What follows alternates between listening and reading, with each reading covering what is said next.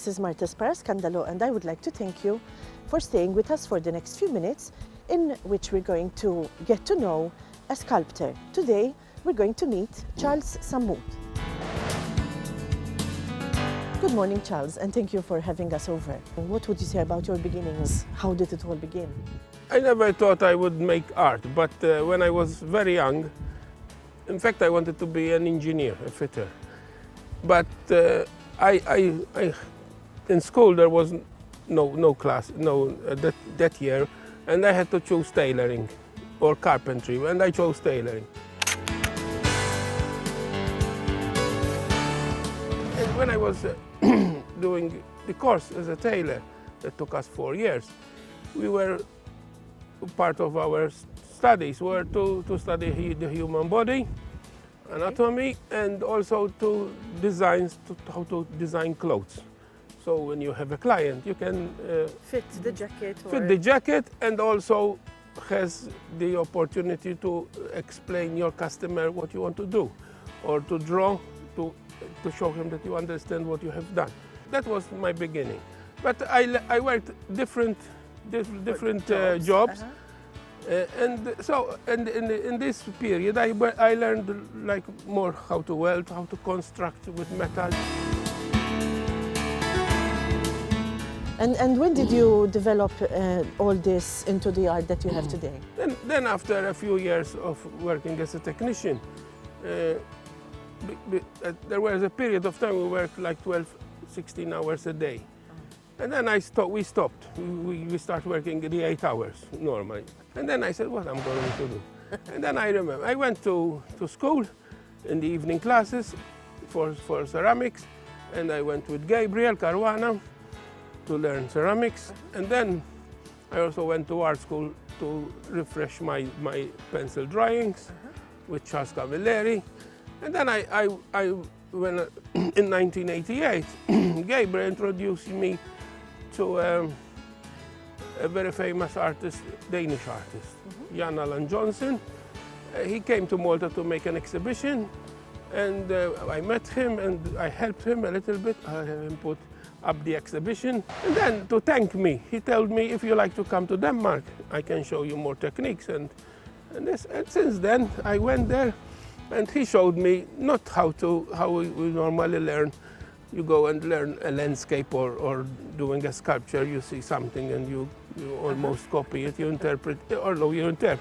But he told me how to look deeper in the subject I'm having in front of me, like having the spirit of it. Because once a painting or a sculpture doesn't have the spirit in it, the soul, it's not a piece of art still. Okay, so what can you tell us about your exhibitions, past and the future? In the past, I made a few exhibitions personally, because I made one with angels, and also I made other personal exhibition in the Fine Arts Museum.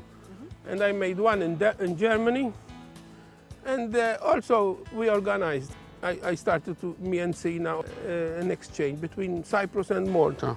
And we continue, and we made 10 exhibitions, and also another one in Sicily.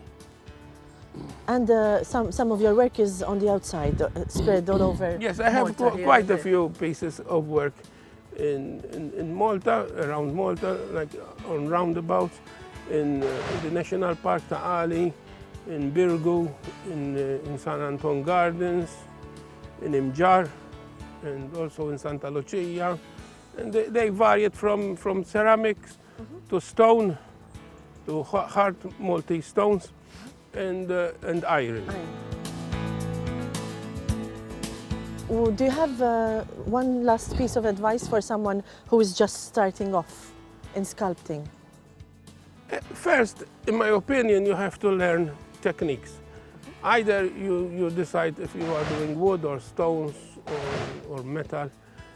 In my opinion, is not, although you have to learn the techniques. First you learn the techniques, and then you do the sculptures, just for training. And then in what I do, because I work in almost all medias, first I have the idea, then I make the design, and then I will decide what type of material is good for the design. It's not I say this one I want to do it in bronze or in ceramic or in iron. It develops in stages.